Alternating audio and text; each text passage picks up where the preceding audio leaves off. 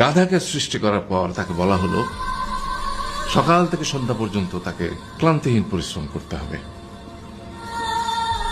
সারা জীবন তাকে পিঠে ভারী বোঝা বইতে হবে, খেতে পাবে শুধু ঘাস, আর তার মাথায় কোনো বুদ্ধি থাকবে না। তার আয়ু হবে 50 বছর। গাধা করজোড়ে সৃষ্টিকর্তাকে বলল, আমি এত বছর বাঁচতে চাই না, আমাকে 20 বছর আয়ু দেওয়া হোক।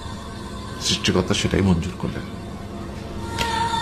কুকুরকে যখন সৃষ্টি করা হলো তখন তাকে বলা হলো যে সে হবে মানুষের সবচেয়ে বড় বন্ধু, কিন্তু সে খাবে মানুষের উচ্ছিষ্ট, এবং তার আয়ু হবে 30 বছর। কুকুর সৃষ্টিকর্তাকে বলল, আমি এত বছর বাঁচতে চাই না, আমাকে 15 বছর আয়ু দেওয়া হোক। সেটাই মঞ্জুর করা হলো। এরপর বানরকে বলা হলো, তুমি শুধু গাছের